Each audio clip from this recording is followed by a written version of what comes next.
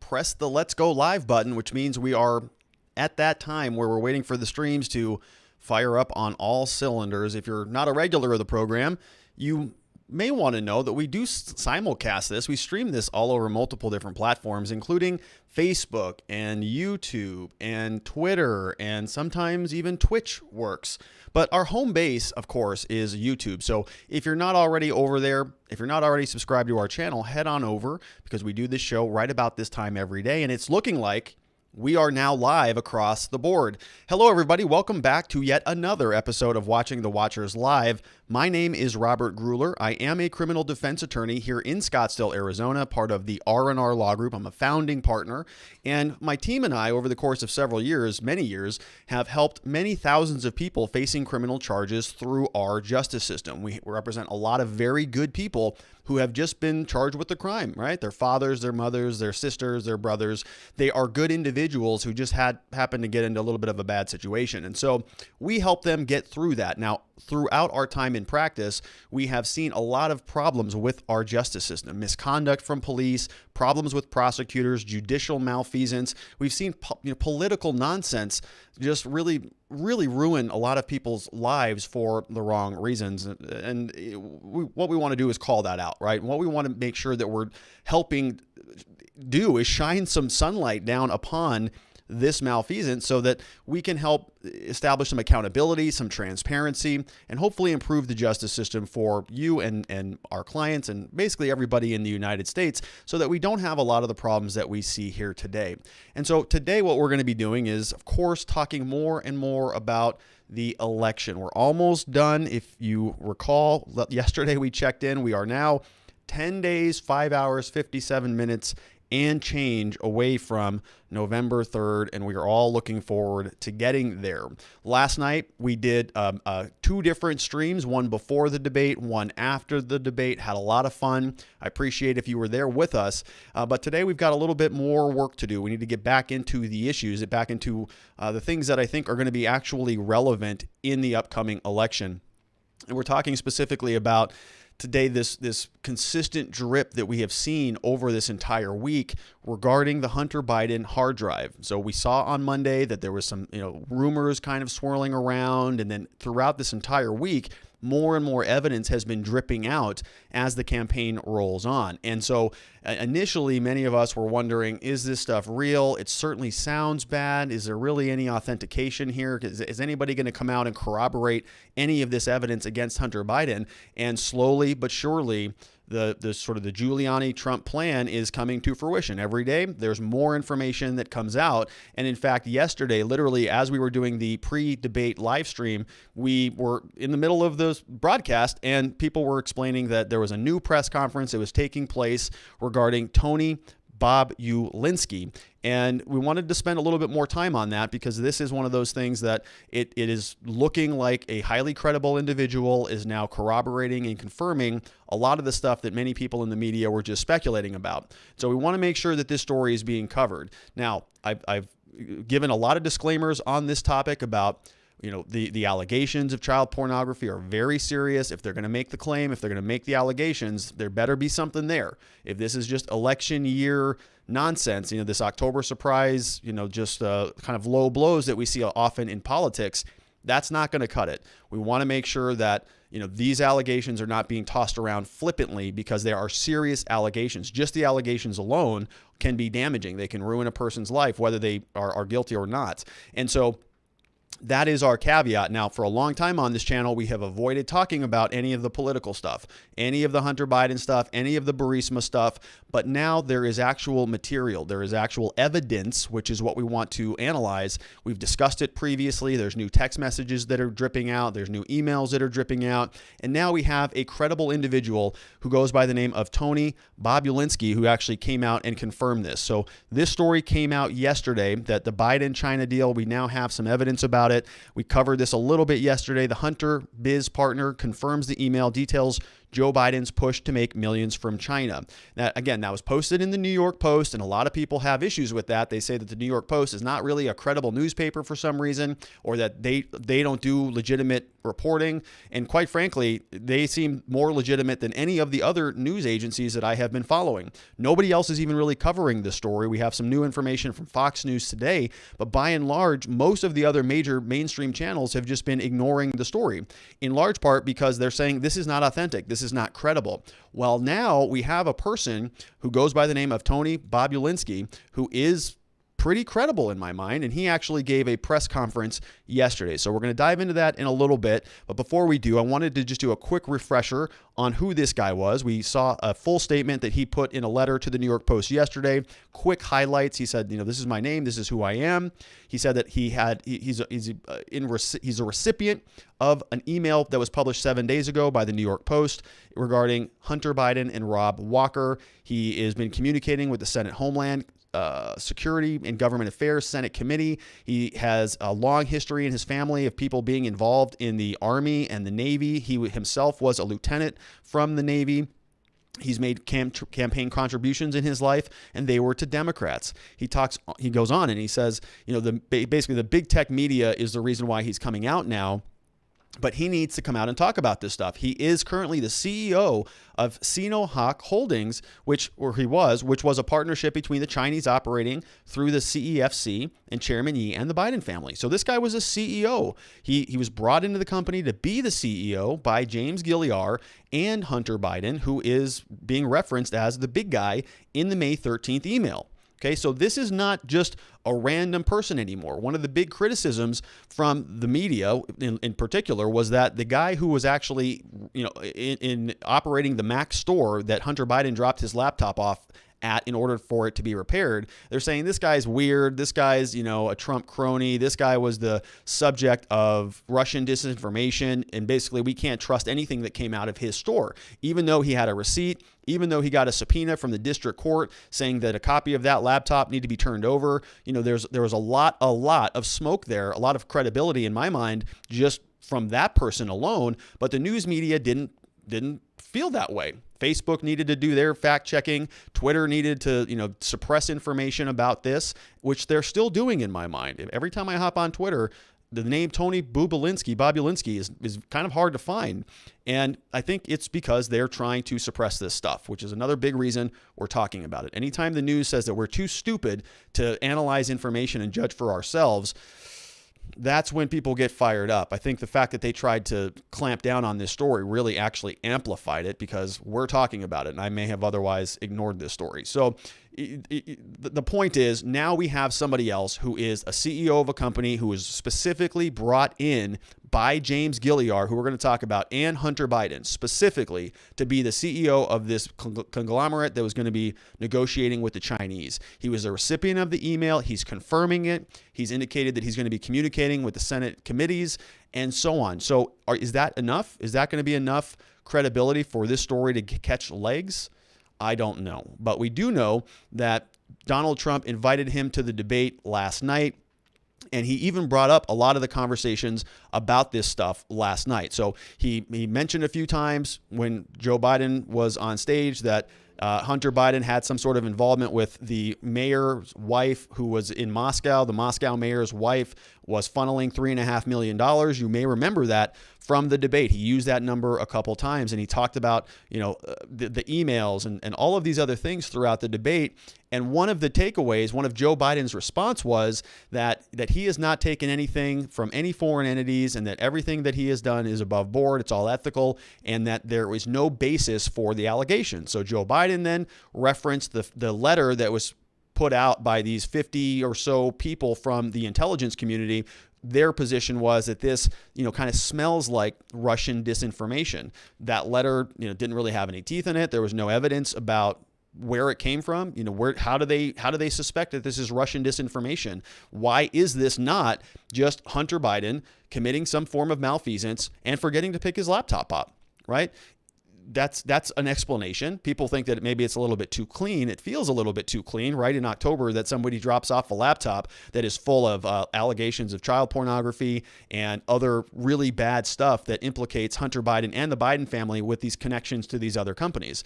But it's a little too neatly wrapped. But the Biden campaign hasn't denied it as far as I can tell. And we've got some clips from some of the Biden surrogates today who are also refusing to deny it. What they're doing now instead is they're pivoting to this issue of Trump having a bank account in China, right? That's what they're pivoting to. We're going to see that. That's going to be their talking point, the Chinese bank account, the Chinese bank account, the Chinese bank account, which I think Donald Trump answered last night, right? He's a businessman. He's in multiple countries. He had a bank account. There it is. And I don't know that there's much there. You know, the bank account was from 2013, before he was even running for president, way before he was running for president. The stuff that is coming up now regarding Joe Biden and Hunter Biden was taking place directly during the time that Joe Biden was the vice president of the United States. It's a different thing. So we're going to dive into it, but I wanted to sort of rewind the clock a little bit. Because last night we heard that Joe Biden said that he really had nothing to do with his son's overseas business dealings, and it looks like the evidence to that is the contrary. Now, we found a clip. Miss Faith is back, and she's back there right behind me, right in that room right there. She helps me with these PowerPoints. She did a little research today, found a clip from Joe Biden back previously saying that he October 2019, so this is last year, indicating that he had nothing to do with any of these business dealings. This has kind of been his standard line for a long period of time. So October 2019, this is what Joe Biden has to say. Fox's Hillary Vaughn questioned Joe Biden in October 2019. Do you stand by your statement that you did not discuss any of your son's overseas business dealings with him? Yes, I stand by that statement. In a statement, Bobulinski told Fox News, quote, "I've seen Vice President Biden saying he never talked to Hunter about his business. I've seen firsthand that that's not true, because it wasn't just Hunter's business. They said they were putting the Biden family name and its legacy on the line." Yeah, so now we have somebody who's directly contradicting Biden's statement, but he's also got some documents. He's got some actual emails and some text messages that we're going to get into today. Let's start with a little bit of a couple clips from his actual press conference. This is Bobulinski, who is now out essentially, directly calling Joe Biden a liar, which is a big allegation, right? And let's think about this. This guy is a CEO. This guy is obviously somebody of some national importance, in terms of what he does just as a private citizen, right? This is somebody who is accomplished. He's the CEO of a company. He's experienced in international trade relations. He's on the board of all these companies. So he's somebody who's kind of in the upper echelon of the power structure, I would say. And he's the CEO, and he's making this stuff very public. And one of the things I want to kind of keep in mind as we're going through this analysis, this guy, by doing this, might actually be exposing himself to some criminal culpability. Okay, if all of these transactions, if all of these business deals have been done in a way that is intended to skirt the U.S. law or the Foreign Registration Act, Foreign Agent Registration Act, or any of these other sort of international or national regulations, if he's trying to get around those, and he's now coming out and saying, yeah, I was a part of that. I know that Joe Biden shouldn't have gotten 10% equity in this deal, but we did it anyways, and we funneled it through Hunter in order to pay off Joe Biden, right? That is not okay. You're not allowed to skirt the regulations that way. And so he's actually exposing himself to criminal liability. We talked about this a little bit last night on the live stream, that this is a statement against his interest. And we give those statements in the law a lot of credibility, because if somebody is going to stand up and start saying things that are directly adverse to their interests, then we just tend to think that those statements have more credibility, right? It's different than somebody else who comes out and says, I didn't do anything. Right, every single criminal defendant who's ever gone through the justice system, not every one of them, but you get my point, typically says, I didn't do it, right? I did not do that. I had nothing to do with that. And for somebody else to come out and start giving a speech, giving testimony, and offering to actually give over evidence that might even implicate him, it's a little bit different. And so we give that a little bit more credibility. And here is Bobulinski from yesterday, right before the presidential debate. He came out and said, Biden is lying about his involvement with his family. I've heard Joe Biden say that he's never discussed business with Hunter. That is false. I have firsthand knowledge about this because I directly dealt with the Biden family, including Joe Biden. Which I think is the big takeaway from that. He actually dealt with Joe Biden directly. Okay, up until this point, Hunter Biden has been the go-between. He's been the intermediary to negotiate these deals between these foreign powers and Joe Biden. And they used code words. They called him the big guy. They called him the ambassador or the chief of staff or something like that. I have the clip here, but it's all been running through Hunter Biden. Now Bobulinski comes out and says that actually he's got some direct firsthand knowledge of conversations with Joe Biden. So remember that. Let's put a stake in that one right now, a pin in that, because we're going to revisit that. He's saying that he directly met with Joe Biden. He's got evidence of that. It's a big claim, especially if they're talking about the same timeline when Joe Biden was VP. And we've got statements happening after the fact from Joe Biden in which he's disavowing those prior contacts. So one of these two people is lying. Okay, which one is it? We go on. We have another clip. I've heard Joe Biden say that he's...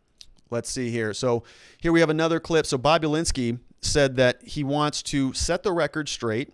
And he actually brings in Joe Biden's brother, Jim Biden, talking about the dealings with the Chinese. So here's another clip from the press conference.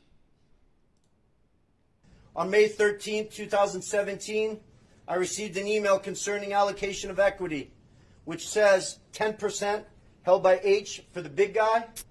In that email, there's no question that H stands for Hunter, big guy for his father, Joe Biden, and Jim for Jim Biden. In fact, Hunter often referred to his father as the big guy or my chairman. On numerous occasions, it was made clear to me that Joe Biden's involvement was not to be mentioned in writing, but only face to face. In fact, I was advised by Gillier and Walker that Hunter and Jim Biden were paranoid about keeping Joe Biden's involvement secret.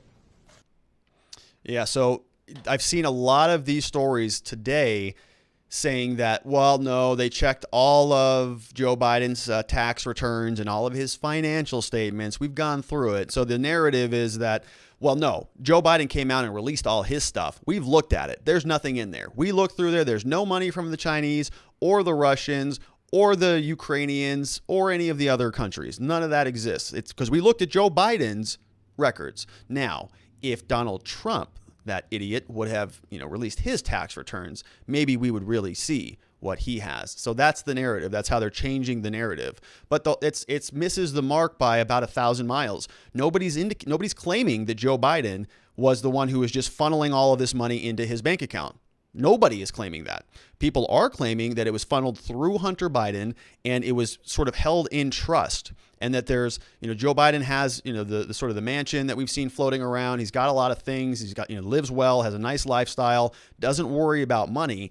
And he only makes the salary, technically, of a U.S. senator, which is just over, I think, $150,000, right around there, 170 or something like that. Now, of course, after he was vice president, he went out and gave a bunch of speeches, and they charge a huge clip, $300,000, $400,000 for those speeches. So he can make a lot of money after he has been in office, just like the Obamas are doing, just like George Bush was doing. I mean, they all make money after they come out of office. I'm not trying to impugn that. But what we're seeing here is that there's a lot of allegations that while he was president, this money was being funneled through different areas, through different entities, through his brother Jim, through his son Hunter, or who knows what else. That is the point. So when they come out and say, well, no, there's nothing in his financial disclosure statements, well, of course there isn't. Why would he put him in there? That's the entire point of this thing, is that he's using family to funnel money back into his pocket one way or another. And this is what Bobulinski says. And we hear, some interesting things that he says that sort of lend to the credibility of his experience, calling him the big guy, calling him the chairman, right? Those were the two names. Those are very specific. When you hear those specific statements, you think, yeah, he's probably sitting at the table with them when they were having these conversations. And in fact, there are some text messages that seem to support that. On May 13, 2000. Let's see. Let's go over to the text messages. I do want to show you some of these messages. So Sean Davis over at the Federalist has been doing a very good job putting together the timeline of all of these allegations. And so I want to run through his tweets. Please go check him out. Please follow him. His name is Sean M. DAV at Twitter. So at Sean M. DAV. And this is what his handle looks like. So he posted this yesterday, October 22nd at about noon. And he said the text messages obtained by the Federalist show Hunter Biden personally arranging with business partners and Joe Biden to discuss a major deal with the CEFC, a Chinese energy company, which I think is now bankrupt. The meeting occurred at the Beverly Hilton in LA in early May. Texts are from May 2nd, 2017, right? So that would have been literally right after Donald Trump was elected and into office. So here is what's going on. So Hunter Biden has a DC number, a mobile number. He says, morning, please let me know if we will do early dinner with your uncle and dad, and where also for document translation do you want it in simple Chinese or traditional? So this must be from Bobulinski, and Hunter Biden is responding. He says, not sure on dinner yet. Whatever is the most common for a Chinese legal doc, because Hunter Biden doesn't know. Chinese legal docs can be both. This text message continues. I'll make it traditional. And he says, I booked a 9 a.m. LAX to JFK flight on Thursday. Dad not in until 11. Let's I, and Jim meet at 10 at Beverly Hilton where he's staying. So they're all going to just kind of pick up and go over to where Joe Biden was in fact staying. So they're clearly setting up a meeting, right? Bobulinski wants to meet your uncle Jim. So Jim Biden want to have dinner with you, Hunter, your uncle Jim, and your dad, Joe. Where do you want to meet? Let's meet Jim at 10 at Beverly Hilton, where he is staying. Remember this, 2017 is when these texts are from. And we just heard a clip from Joe Biden saying that in 2019, and again last night, that he has never had conversations with his brother or his son or anybody in his family about foreign affairs, or about their foreign business dealings, more specifically. We go back, we see another text message the following morning. So remember, the first text message, they say, let's meet, Dad not in until 11, let's meet Jim at 10 at the Beverly Hilton. The next day, the morning on May 3rd, Hunter's business partner turned whistleblower, Tony Bobulinski, then texted James Biden, Hunter's uncle and Joe Biden's brother, and asked him to please thank Joe for his time for the meeting they all had on May 2nd to discuss the China business deal. He says over to them, Jim Biden, hey, great to meet you and spend some time together. Please thank Joe for his time. It was great to meet, to talk. Thanks, Tony B. Morning, please let me know. All set for things this morning. I don't have credentials to get into Milken, so just want to make sure, not an issue to get me in. Where should we meet this morning? Right, so additional text messages between Tony Bobulinski and Jim Biden, Joe Biden's brother. So they're still, having these conversations. So the business meeting apparently happened on the day of May 2nd. The next morning, Tony Bobulinski then sends an email over to Jim. Thanks for the meeting. Okay, pretty standard stuff so far. And as we go on, so we go from May 2nd to May 3rd. Then we're going to come back and we're going to see this email 10 days later on May 13th. So once more, the 2nd, set up the meeting. The 3rd, thanks for having the meeting. And then on the 13th, we have a follow-up to the meeting. And he says 10 days later on May 13th, James Gilliar, another Biden business partner, emailed the team with financial compensation arrangements for everybody involved, including Joe Biden. And here's what he said. Here's the full email. So the subject is expectations. It comes from James Gilliar. It goes to Tony Bobulinski, and they're actually copying Rob Walker and Hunter Biden, right? So it's supposedly Hunter Biden, DC, is going to be, this is Hunter. So he says, James says to Tony, as I had already alluded to, we have discussed and agreed upon the following remuneration packages. Chair, vice chair, they get $850 with the CFC. He's got Hunter in parentheses there. He's got the CEO, Tony, at $850. James with the business development, which I'm not sure if that's Jim Biden with another 500. We got Rob with 500, or maybe that's Jim down here. So that's Jim Biden, unknown. Then we have Sanan, who is 72,000. Hunter has some OpEx expectations. He will elaborate. James needs to travel, so on and so forth. He says, as for roles I will continue, and so on. We have found a UAE bank they want, bringing expertise in for infrastructure programs. 2008, I had 80 billion of deliverable programs under management. Personally, I have already sent a large amount on this, and I'm not in for weekly pay, but as we have been shorted on the agreed package, I feel this is right and reasonable. So this is the first, this is the first half of the email. It goes on and he says, from there, he says, I feel this is right and reasonable. I am happy to raise any detail with Zhang if there are shortfalls. At the moment, there's a provisional agreement that the equity will be distributed as follows. And this is the big takeaway. 20% goes to H, so that must be Hunter. 20 goes to RW, 20 goes to JG, 20 to TB, another 10 for Jim, so that's the brother, and then another 10 held by Hunter for the big guy, which is going to be Joe Biden. So between Hunter, Jim, and Joe, we've got 40% equity in this deal that is going over to the Biden family. Any comments or disagreements? Let's table now. Apologies for typos, can't see S. That's a pretty bad email. Okay, so this is taking place in 2017. Right there, you can see it. Right in 2017. Now he's not in office anymore, but he's setting up some deals specifically involving his son and specifically involving his brother Jim. They also had what looked like to be a pretty concrete meeting. We have text messages before, we've got text messages after, and we've got a statement from Tony Bobulinski that he was in fact there. He was there. We have more text messages that are now coming out. These are being actually confirmed by other agencies, I think. I think these are not even coming from the hard drive anymore that was originally dropped off. These are coming from other areas, from Bobulinski himself.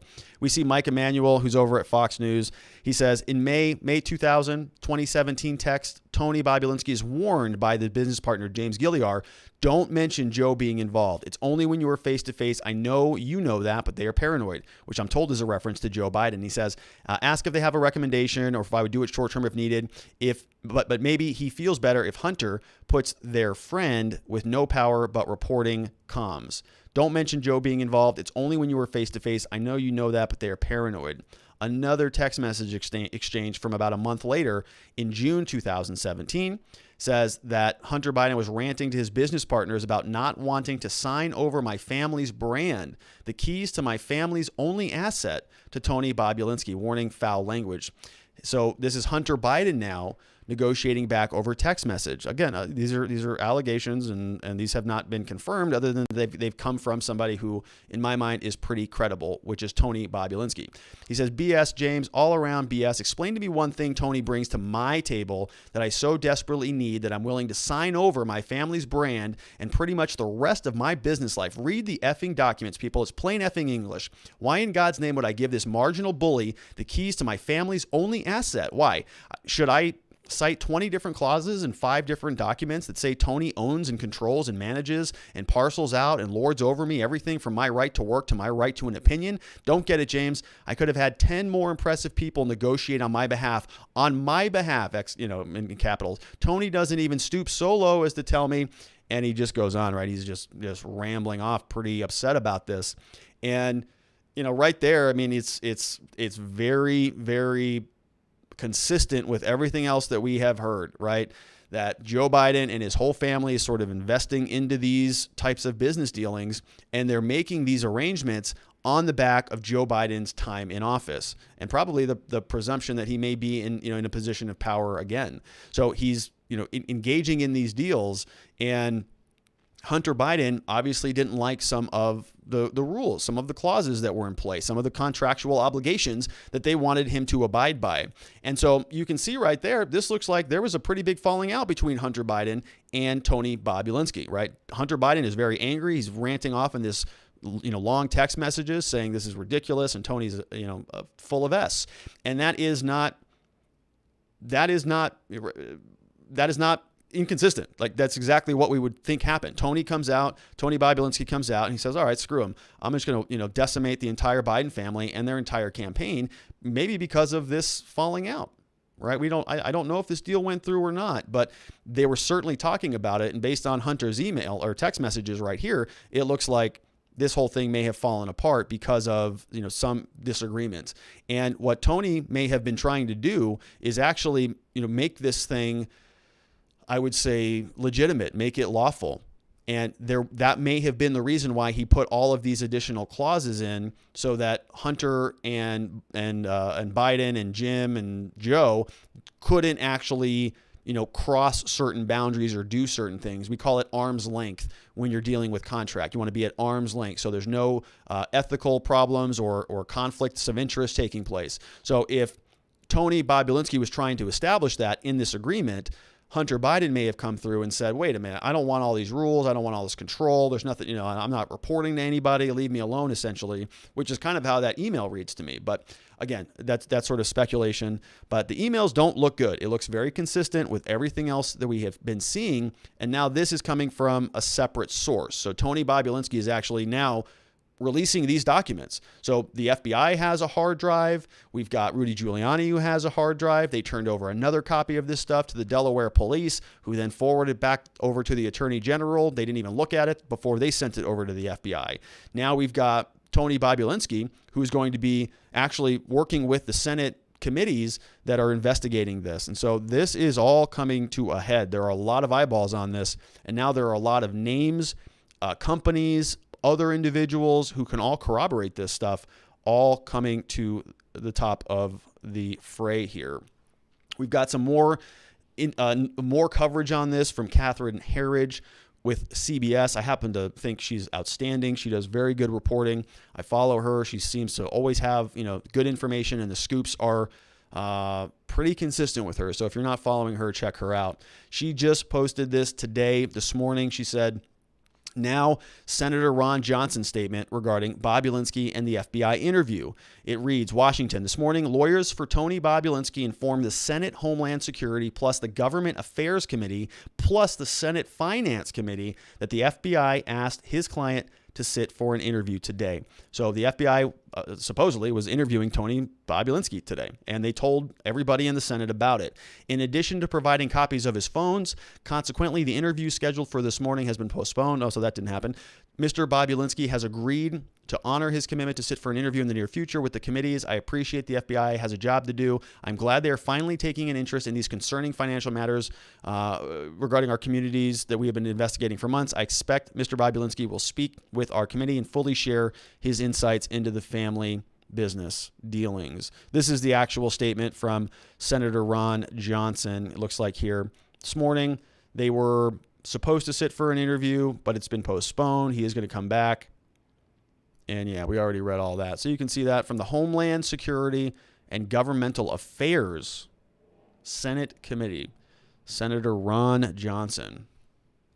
So this is one of those things, the FBI, if they got this laptop in 2019, like that subpoena says, and they've been sitting on this thing for literally a year, and there's potential evidence that somebody who's going to be the president of the United States was engaging in this type of behavior with foreign powers in order to financially benefit himself and his family, that is of concern. The FBI should have told us about this. And for some reason they didn't. I don't know why that is. But now all of these senators are really starting to ask the questions. And now there's more corroborating information from Tony Bobulinski. So things are certainly heating up. There is a lot of activity going on, and the Biden campaign, they don't really have a good answer for this, unfortunately. I don't know what they're trying to do here. It doesn't make any sense to me from a political perspective or from a defense perspective. I mean, if this stuff is so inaccurate, if it's so inauthentic, if there's no corroboration for this stuff, they should just be saying that. They should just come out and just tell us. But they haven't done that. Joe Biden didn't do it last night. They come out and they say there's no basis for it. Okay, well, that's an opinion statement. We can all disagree about what a basis is, whether there's legitimate probable cause to continue this investigation or not. That's up for discussion. But what we want to know is, are these emails authentic? Yes or no? It's pretty easy. Remember, they go after Donald Trump on this stuff all the time. Yes or no? Do you disavow white supremacists? He has a hard time saying, I disavow white supremacists for some reason. He can't give a yes or no answer a lot of the times. But it's the same standard here. Is it accurate or not? Is Tony Bobulinski telling the truth or not? And they just refuse to do it. And we know why. Because it's probably all authentic.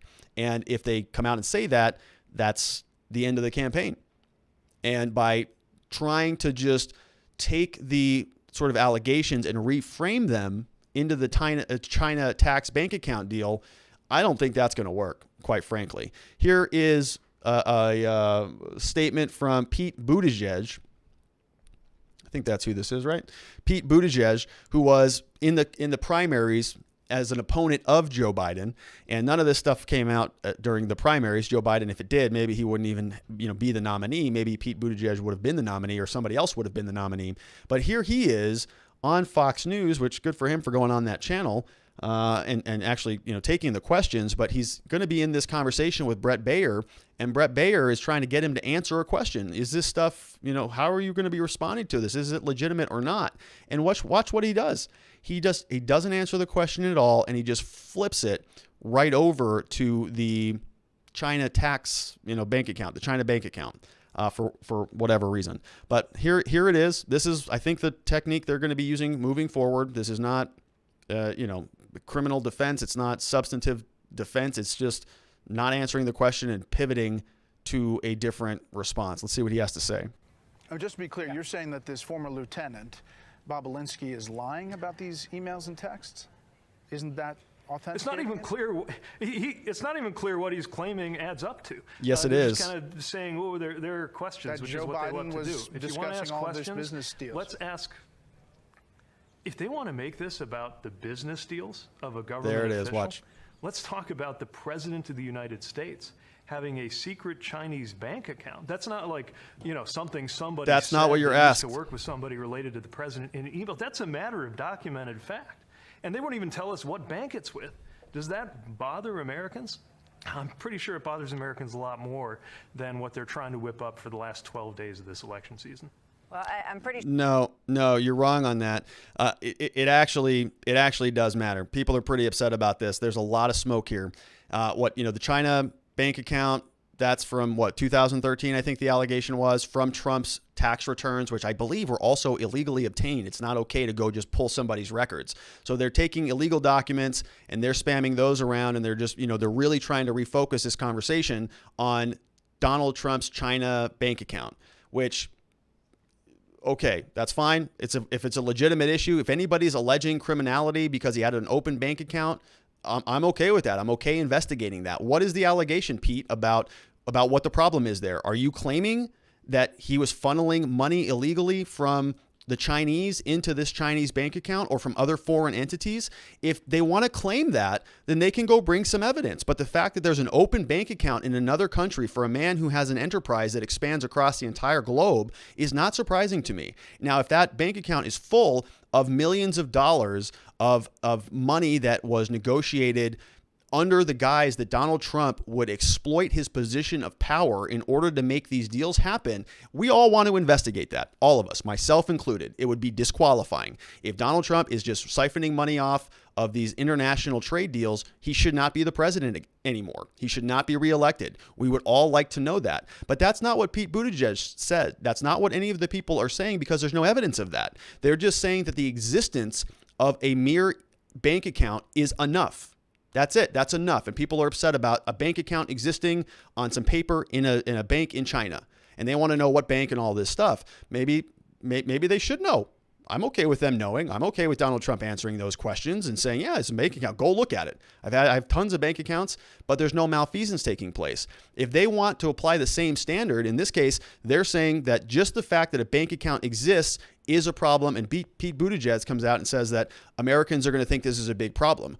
Okay, well, let's apply the same standard to the evidence that's in front of us regarding Joe and Hunter Biden. The fact that these emails exist, these text messages exist, these witnesses exist, shouldn't we give that the same amount of credibility that you're begging the media to give to the Trump's Chinese bank account? If you want them to really scrutinize that, how about they just play by the same rules and scrutinize the Hunter Biden stuff in the same manner? They're not doing that. In fact, Twitter is trying to limit the information. Facebook is on record trying to limit the information, and much of the mainstream media just refuses to cover it. I poke around the Washington Post, the New York Times, all of them are just really burying this story, and they're reframing it as this Donald Trump Chinese bank account.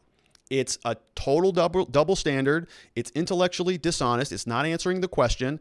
It's not addressing anything on the merits. It's just pivoting away. And when somebody does that, What does that mean? What do you think that means? It means that it's all true 99% of the time. If you are involved in something that is wrong and somebody calls you out on that, you try to make excuses for it. You try to, to weasel your way around it. If you actually didn't do it, if you had nothing to do with it, you would just come out and just say, I didn't do it. It's all illegitimate. Pete Buttigieg, just in the same standards that we apply to these other politicians, why couldn't he just come out and say, yes, Brett Baer, I am saying that Tony Bobulinski is a liar. I am saying that. I believe Joe Biden. I believe Hunter Biden. Everything that comes out of his mouth is a lie. He can't say it because it's not true. It's unfortunate. Unfortunate that these people think that they can get away with this. It's intellectually dishonest, and unfortunately, they do get away with it. The media just buries the story. Nobody pays any attention to it, and on we go. We have, let's see. Yeah, and this, Charlie Kirk, who's, he's Charlie Kirk. He comes out, he makes the same point. If he was lying, why haven't the Bidens come out and said so? Which I agree with. Why haven't they? I've not heard that. I've heard a lot of versions of this. I've heard a lot of there's no basis for it. The intelligence community agrees that this is not, it's not based in reality and all of those things. But nobody has ever once come out and said those emails are inaccurate. They're not authentic. They're not real. They're fake.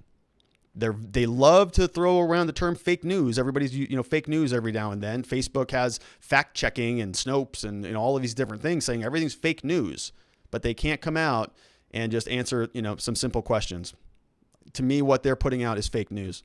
This is not, covering this story up is not, the media just continues to embarrass itself day after day. It's pretty sad. All right, let's hop on over to the chat, and then we have some mailbag that I want to get into. So I am now going to open up YouTube chat. If you are not already engaged in the chat, now's a good time to do that. Get those fingers warmed up. Let's all say hi to Faith. She's back there. She helps us moderate this channel, and it is a lot of fun. She does a great job. To do that. She keeps me on track. She keeps me focused, and she keeps the chat, adult, PG-13, I think is a reasonable standard for the chat. So love to have you there. What do you think about this Hunter Biden stuff? We also have some mailbag stuff to get to, but we want to just check in with everybody here. John Doe says, Facebook is fake reality. Aaron White says, hi. Good to see you, Aaron. Thanks for being here. Zulu says, hi, Faith. Hilly Dilly says, hey, Faith. Ayana Screen says, hi. Good to see everybody here today. Hey, quick reminder, if you're not subscribed over here, we got a lot of people on. If you're not already subscribed, go ahead and hit that subscribe button because we do this show right about this time every day of the week. It's 4 p.m. Arizona time, Pacific time. Oh, I missed a super chat. All right, so let me go up and check these super chats. Miss Faith, if you are there and I missed a super chat, can you send that over to me somehow because I missed it? My screen was not open. Let's see if I can find that. We will get that. We will find that super chat. Thank you so much for that. I will make sure that she sends it over to me. Slack it to me or something, Miss Faith. All right, so let's hop on in. Okay, so Sniper Jared had a super chat message, and Faith sent that over. He says, Pete Buttigieg is the most loathsome creature, like he was grown in a CIA lab to be the perfect neoliberal politician. He is somebody who seems highly polished, highly crafted, and I think he's pretty effective in that mold, right? People really resonate with him. He's sort of that candidate that you pick all of the best pieces that you want. Somebody highly educated, somebody who's got a good personality, somebody who's kind of fun and warm, and I think that's why they are using him right now to go out and to kind of spread this message around. I think it's totally intellectually dishonest. I honestly don't know how these politicians do it. Big reason why I could never be a politician. I could never go on a news channel like Pete Buttigieg did and just get a question, not answer it, and just pivot the conversation to something else entirely and say with a clean conscience that I don't think that's a problem. The Americans care about something that is irrelevant. How do you sleep at night? I have no idea. No idea. Let's see what else we've got. We've got the DNC, put quite a shine on that. Nobody is as sleazy as Adam Schiff, though. All right. How long did it take Mueller to sick the FBI SWAT team to get Roger Stone? That's right. All right. Let's see here. All WLMS says that, Michelle, that is a pivot like Robert just said. Why not share the taxes and put it all to bed? An eyewitness carries a lot more weight. Dodge this, Biden. That comes from Blue Skies for Eve. Sarah Brown says, my commie governor is one of the CIA lab-grown politicians. There's a lot of those out there. We've got Lewis is here, says Trump 2020. John Doe's back. He says he comes across as a worm.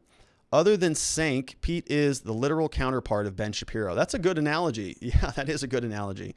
Look, I'm not trying to be too condescending to Pete Buttigieg, but it is, I understand it's politics. I understand how the game is played. I know that they all have to go do this stuff. It's part of the game, which is a big, sad commentary on the game, right? It's sad that we have a situation where literally everybody has to just lie about everything. And that they just, a guy who otherwise many people would have, fast forward or rewind the clock back a year ago, people would say, oh, Pete Buttigieg, he looks like a nice, wholesome, honorable, good character, well-intentioned person. And then he comes out and just, they do this spin stuff. It really is just such a turnoff.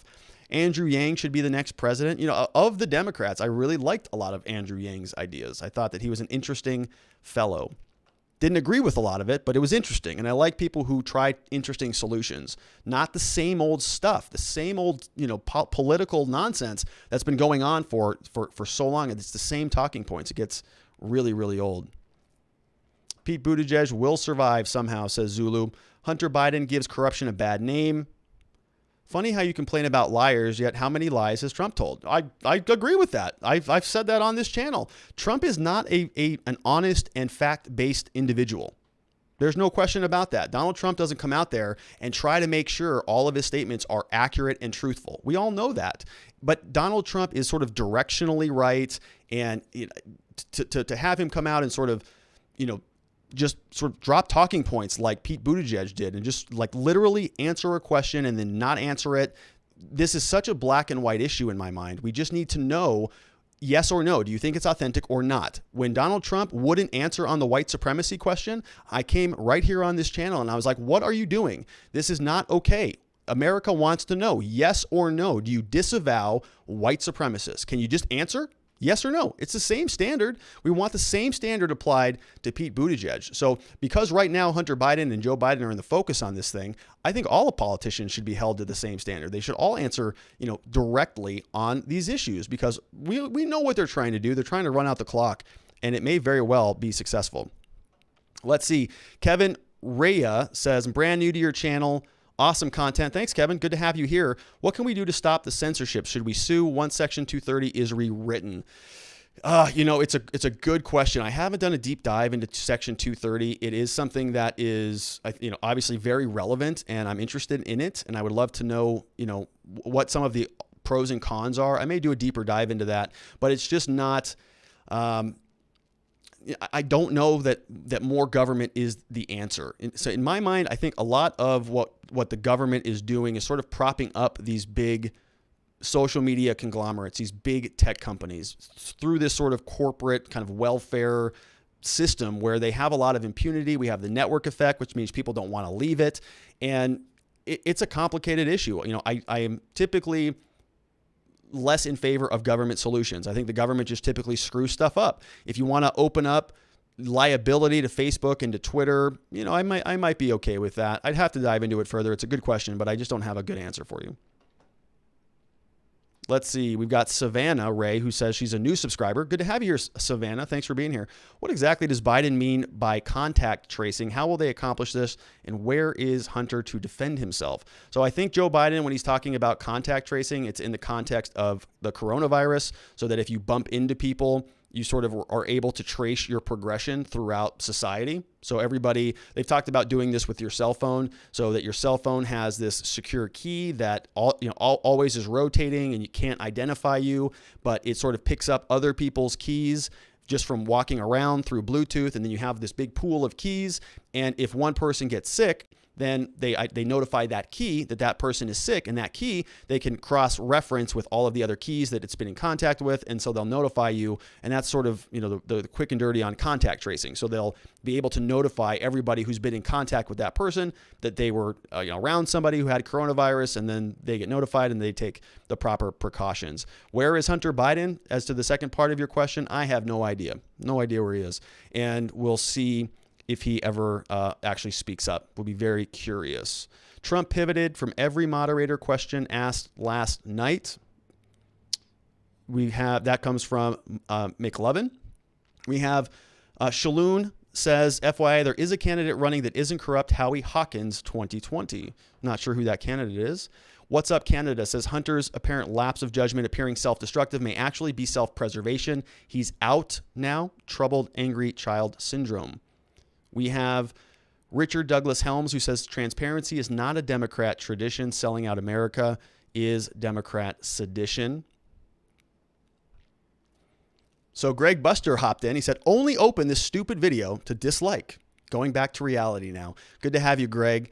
Thanks for that extra view. Appreciate it. Have a great evening. Why is... So if you're a client of the law firm and you want to know about your case, call our office and we'll happily answer that question. But it's good to see you. Thanks for being here. So Las Vegas says there were 3 laptops. China has one and they're pissed. Trump talks in generals, not in specifics. That comes from Evelyn Jackson. That's right. He does. He does get pretty general. Hunter will be in the Oval Office with his dad soon. Happy days. Let's see. We got Maggie M, who's a new subscriber. Good to have you here, Maggie. Thanks for being here. A lot of people on here. All right. Keep up the good work, my bro, says Li723_32. Thanks for being here. So Zulu comes in heavy with the super chat. Good to have you. He says there is a difference. So this is a quote from Zulu. He says there is a difference between being honest and saying things that are true. If you believe things that are false. One more time. There is a difference between being honest and saying things that are true. If you believe things that are false. That's some deep wisdom there from Zulu. Thank you for that, Zulu. Good to have you here. Someone is actually happy at the idea that Joe and Hunter Biden would be in the White House. That comes from Dirty Pure. We've got some comments that come in that we can't actually put in the chat room. I can see them, but I can't post them. But they're outside of the realm of PG-13. This is a family program, all right? So we keep it PG-13 here. We see here we've got Biden says 47 years of corruption and plagiarism. Yeah, the plagiarism allegations have not come up this campaign all that much. It would be I remember they came up a long time ago. Remember this? Remember that we were people are saying that this is going to be a blowout election. And I started thinking back, how many times has Joe Biden actually run for president? It's like three times, right? I think 3 times prior to this, 2 times prior to this. He flamed out both times. Then his second in command is Kamala Harris, who lost her primary quite badly, right? Wasn't even in the top tier, really. And now these 2 people are going to go and win the White House. It just seems like a little bit of a stretch to me, but we will see. We have Sheriff of Rock Ridge says epic meltdown coming soon. We have Talia Heron says, love the channel. Found you from that Kyle Rittenhouse video analysis and love that all your content is rational and not hyper partisan. Thank you for your content. Thank you, Talia, and I appreciate that. I appreciate that feedback. I try, obviously I've got my biases. Obviously I have my opinions.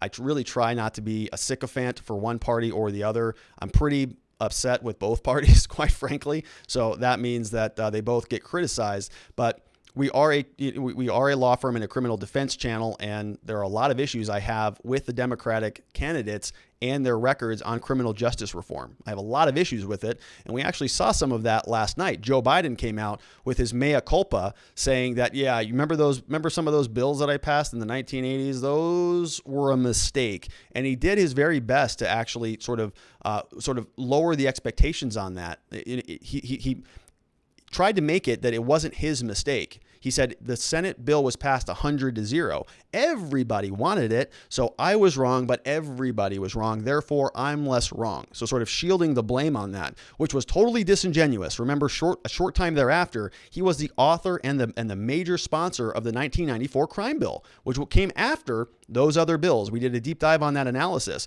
And so I've called him for a long time on this channel the godfather of mass incarceration. Joe Biden and Kamala Harris, they make the dynamic duo of putting people in prison unnecessarily for the last 20 years or so. So for them to now come and suddenly have this epiphany that now they're on board for criminal justice reform is totally disingenuous, and I don't think they should be allowed to get away with it. I'm happy that they have made this distinction. I'm happy that their position has evolved, but they don't suddenly get to sort of seize the mantle of being proactive on criminal justice reform when they've been literally putting people in prison for the last 20 years. Ridiculous.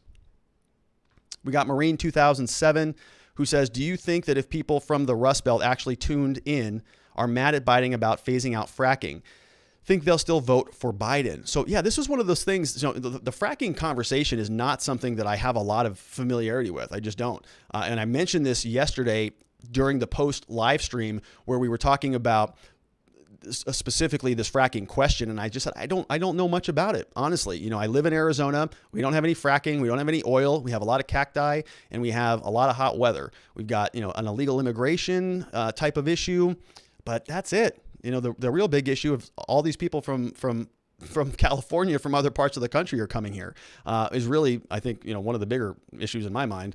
But that's a separate issue. But the fracking stuff, I just don't have a lot of experience with. And so when I mentioned that last night, a lot of people said, yeah, well, if you want your gas to go up to $6 a gallon, if you want to really see those oil prices increase, yeah, eliminate fracking and that'll happen in no time. And I don't think that is a winning issue for either party. And, for a long time, the country has wanted to be energy independent. We're now essentially there. I really don't know why we spent so much time on the climate change conversation just in general, other than they needed to get some talking points out for the Rust Belt, for Pennsylvania, for Texas, for Oklahoma. And, we need more people with jobs. We need more employment. We need more productivity, not less. And if you start imposing all of these massive regulations and sort of, curtailing the ability for the American entrepreneur to go out and be successful, that's going to have ripple effects throughout the entire economy. JD says, was planning to vote green, but had to be honest with myself. Voting Trump, even if I don't agree with some of his policies or his people, is the best way to defeat Biden. Marine 2007 says you also have an endangered turtle problem in Arizona as well. Let's what else we have? We have M Brandy 31C. When could we see arrests? Probably not anytime soon. If you're expecting Joe Biden or Hunter Biden or Jim Biden to be arrested, I would not hold your breath. John Merkley says, I'm currently a 1L student going into criminal law. Really appreciate your channel and how you break down cases and politics in a rational, unbiased fashion. Keep it up. Thanks, Johnny. Appreciate you being here. Good luck to you in your first year. Law school is a lot of fun. I had a great time there. It was one of those things that when you go into it, at least my experience was I wasn't real sure that this is where I wanted to be. I thought I was. I had a feeling, it was in my gut, and then I just sort of blossomed into it. So, enjoy it. I'm excited for you. And thanks for being around the channel. Joe Smith, we have Jamie Lee, who says fracking has become safer over the years. It's the pipelines that are a problem. We have Las Vegas says Trump won't win in Nevada. Too much corruption. Lone Disciple says help us in California. Taxes, vote Republican. I just saw that under Joe Biden's tax plan that the tax rate in California and some other places are going to be 62%. Why does anybody live there? For literally almost two-thirds of your income is going to go to the government. It's ridiculous. How will a Biden presidency look like? I don't think it's going to look like much for long. I think it'll probably be passed right on over to Kamala Harris. The mayor says they never thought this was coming or RGB would have stepped down during Obama years to let him pick. Terrible strategy by Dems, Trump 2020. I completely agree with that. I think that is something that they thought for sure Hillary Clinton was going to win. That's why Barack Obama and Joe Biden didn't fill a lot of those vacancies in the federal court system. Remember, now their talking point is that the Republicans are court packing. They've been filling up all of these federal court seats on all of the different circuits and the lower level district courts. They've just been, filling the vacancies. And so the Democrats have then tried to reframe that, tried to literally change the definition of the word to say that they were packing the courts because they were doing the job that Obama left open. They left open all of these federal district court seats. And as soon as Trump came in with the Senate and Mitch McConnell, they started just fire sailing these seats, man, filling them up left and right because they left them open. They could have left. They could have closed them. Remember, during the Obama administration, they had a lot of power for a significant part of his term. We have Lorenzo Greasybottom, who's back. He says, if Biden wins, I'm going to have a mostly peaceful protest here in Marshall, Michigan. Sarah Brown chiming in says, nuclear is the most energy dense with the least amount of resources. Solar panels are very resource depleting. You know, I've heard a lot about this Gen 4, I think it is, Gen 4, Gen 5 nuclear stuff. I think even Bill Gates was working on that, but this idea that they can really refine the construction of nuclear power plants. They can build these plants now that essentially produce almost zero nuclear waste. Or if it does, it is sort of recycled and they can get a lot more lifetime use out of the same material. So, you know, I don't know why we're not doing that. You know, why are we talking about putting just, you know, meadows of blades, you know, of the what do they call, the wind turbines all over the place when we can build one power plant that can really, you know, handle huge swaths of the country? It just makes more sense to me. But what do I know? The Nito God says Merrick Garland is going to be the rallying cry for everything the Democrats do if they take complete control. Truman HW says it's 2 million times the energy density of hydrocarbon, no less. Yeah, nuclear makes all the sense in the world to me. All the sense, right? It's like one of those things that society seems to be progressing, right? Like nuclear power it's the same concepts that power the stars and stuff. I mean, it's unlimited energy essentially. But now we don't want to use it for some reason. Even though this newer technology, we're not building nuclear power plants like we did in the 1960s, right? It's not the same technology that you saw in Chernobyl. It's not that. It's different. It's better. It's much better. And why don't we do that? It makes no sense to me. We have Truman HW. If you use high temperature, low pressure nuclear, it doesn't produce all the CO2 nor cost nearly as much to build the domes. We have JES as critical race theory. It's one of the most scary things that the Democrats support. Brad Claxton chimes in, stop killing the birds. Lone Disciple says there's no profit in nuclear. That's interesting. And I'd like to know why that is. It seems like it would be profitable, right? People need power. But I'm sure there's all sorts of regulations and disincentives and all sorts of stuff. So EZZ says, hi, Faith. We have Zulu Zite says energy solutions are not an either or formula, which is a great point. I agree with that. I think in some areas, sure, right. Let's have alternative forms of energy. Somebody just had an issue. TJF had a little bit of an issue over there. Hope you're all right, my friend. Della W says bribery refers to the offering, giving, soliciting, receiving any item of value as a means of influencing the actions of another individual, with a question mark. That sounded like a pretty good definition to me. We'll just run with that one. Nuclear, not suitable for smaller countries situated at the fault lines. That makes sense. You're awesome from Don. Thanks so much for caring enough to discuss the politics and helping us understand. Open discussion. I really appreciate you.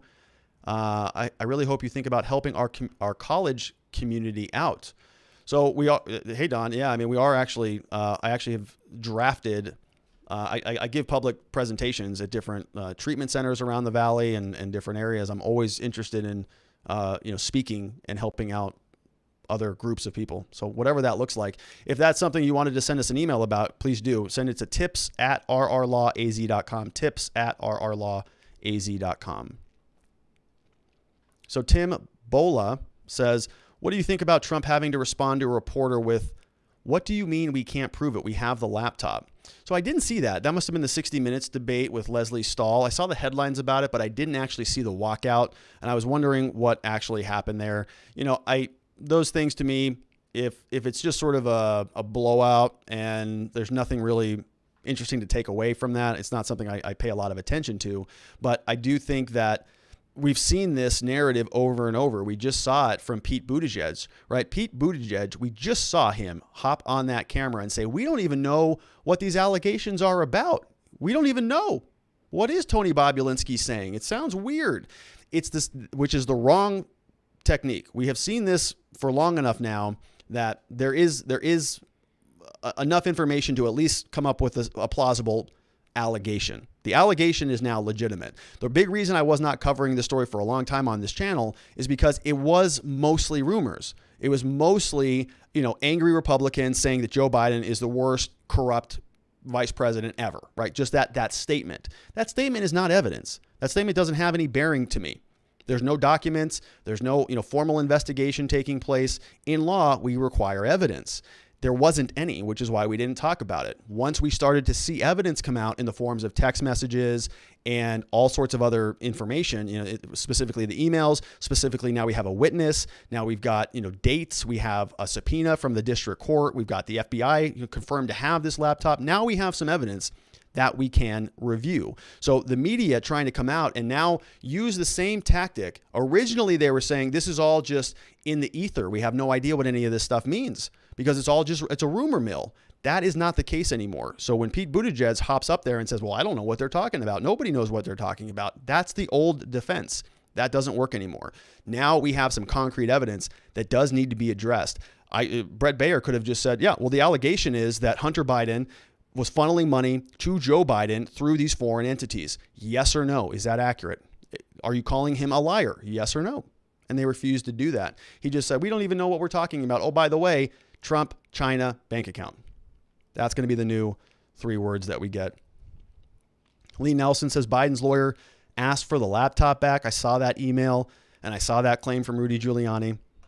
A lot of colleges seem to be an unfortunate breeding ground of indoctrination. People should be able to disagree and rationalize their position. That comes from Marine 2007.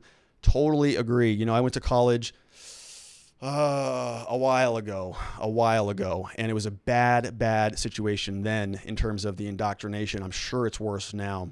Zorro says thorium doesn't have a waste problem, can't be used for weapons, hence the government isn't interested in it.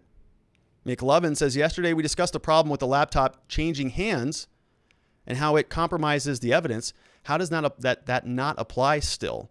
So it does still apply, right? We're talking about the chain of custody. So when evidence is passed from one person to another, you need to be able to identify every component of that chain, right? It goes from A to B, from B to C, from C to D. Well, you can't just take it from A to D and say that was authentic evidence. So what we see here, like in a criminal legal case, the example that I use regularly is a blood draw in a DUI case. There's usually 3 or 4, sometimes 6 officers, sometimes 2, sometimes 1 officer who are involved in a DUI case. But let's say we have 4 officers who are involved. We have the officer who makes the traffic stop. We have the officer who conducts the roadside investigation. We have the officer who draws the blood. We have the officer who transports the blood. Then maybe we have a 5th person, the person at the crime lab who actually analyzes the blood. So it goes from A to B, B to C, C to D, D to E, right? Well, what happens if somebody, let's say Officer C, who was responsible for drawing the blood out of the person's body, is no longer around anymore? Say he gets fired, he gets killed, he gets injured, he transfers out of state, his wife moves back east, this officer gets involved in misconduct, he loses his certification as a police officer, so Officer C is no longer around anymore. So a defense attorney now has a pretty good argument that evidence that we receive at Part D, it went from A to B, B to C, C is gone, so now we pick up the evidence at D and E. So the chain from D to E is okay, and the chain from A to B is okay, but we're missing C. So if C is gone, now you can make some really good argument that evidence is bad, that blood draw is bad. And now the burden then shifts back over to the state to show that it is authentic and credible, and that they can make their case without that Officer C. Now, in this case, you could easily make that same claim, right? That essentially the distribution of the laptop from Hunter Biden to John Paul Isaac Mack, or John Paul Mack Isaac, whatever the Macintosh repair store owner's name is, if it's passed to him, many people are saying that evidence is now tainted because he can't be trusted. He's inauthentic. You can see here, though, that chain is much shorter. It's not 5 officers. It's really just kind of one person. It went from A to B. It went from Hunter to this guy, and then he passed it off over to Rudy Giuliani. And then at that point, you could bring in other people to certify that the evidence is authentic, that there's been no changes to the file, that the hash data is all the same, and all of that stuff. There are expert witnesses. I'm not an expert in it myself, but there are different expert witnesses we use who can come in and do forensic digital analysis on different materials, cell phones, emails, accounts, computer hard drives. Think about this in the terms of specifically in Hunter Biden's context of the child pornography allegations. We want to know where those files came from. Did anybody manipulate them? Where were they copied from? Is there any, sort of metadata or any data that can be scrubbed from the computer, from the file systems, from the files themselves that will lead to show that this actually wasn't manipulated? So I'm sure that's a big part of what the FBI is doing right now. But again, the chain of custody issue can still boil up. It's a good question. And I think that is, that's going to be their best legal defense if there is, in fact, child pornography on there. All right. Brad Claxton said 50,000 charging stations. How much would that cost? A lot. Edwin Stanton said, just subscribed, apolitical, but love level-headed people. Thanks, Edwin. Happy that you're here. Thanks for being here. We've got Daniel Anzalone, who I happen to know. Good to see you here, my friend. The thing with email, he is an email person. I know Daniel. He says the thing with email is you should see the DKIM signature in the header.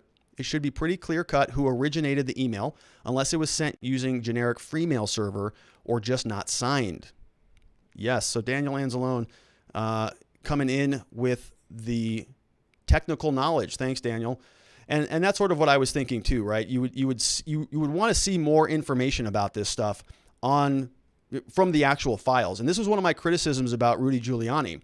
So I know what he's doing. I know that he's trying to drip this information out over a long period of time because he's essentially trying to trap Joe Biden in the Biden campaign. He wants them to make a statement like he made last night, where Joe Biden comes out and says, no, there's no involvement at all, never happened, everything's ethical, no basis for it. Well, now if Rudy Giuliani has information that directly refutes Joe Biden's statement, it looks really, really bad. So I think that's what they're going to be trying to drip out these next few days, evidence that's going to refute the allegation that Joe Biden made that he doesn't know anything about this stuff. Now, I understand the drip process, but Rudy Giuliani has already released a lot of this stuff. So the stuff that has already been dripped out, we should see the original files on that stuff. He should, in addition to providing them to the New York Post so that they can take a screenshot and post it on the internet, upload the files, right? Upload the actual emails. Let's see the full screenshots.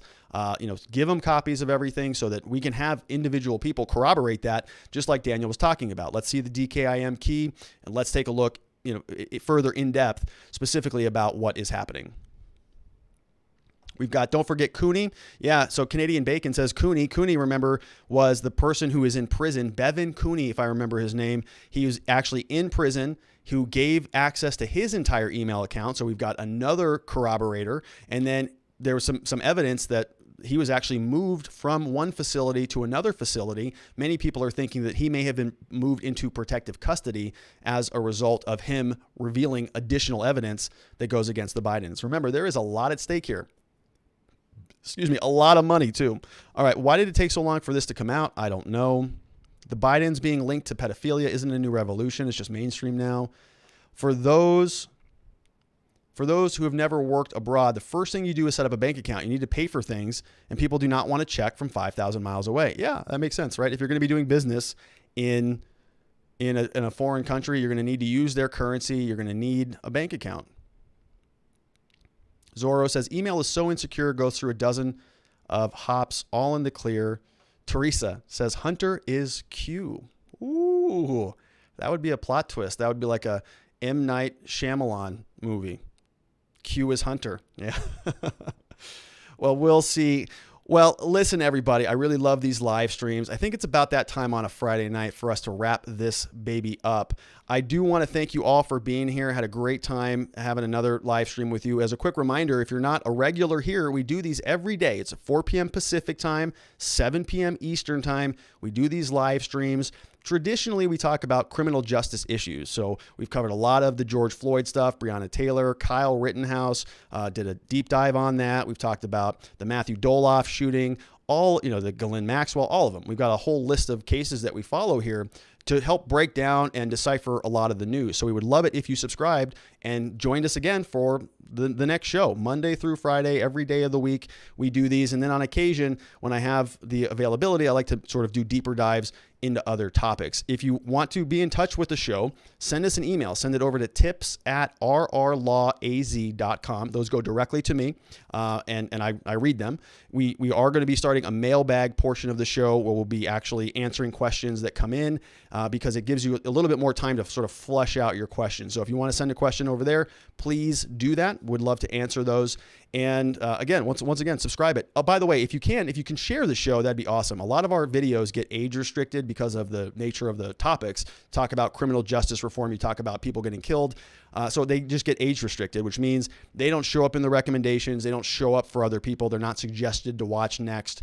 And that means that people won't find these conversations. And quite frankly, we want more people to be involved in these issues because, in my opinion, the only way that we're going to actually see some substantive change in our criminal justice system is when the people hold the politicians accountable. The politicians then will hold the judges accountable, will hold the prosecutors accountable, will hold the police accountable. But it starts with the people. That's why we need to start having these conversations, I think, on a bigger scale. And I was hoping to see a little bit more of it during this election season, but we did have some, we talked about race in America. We talked about Breonna Taylor. We talked about a lot of the criminal justice reform issues. And, 2020 has been one of those years where a lot of these issues that have been ignored are now coming to the forefront. And we're so grateful that you're here. We want to continue this conversation. And so I'm just thanking you so much for being a part of this. It really is rewarding and it's a lot of fun as well. So I'll leave you with that. Once again, thanks everybody. Have a wonderful, wonderful weekend, and I will see you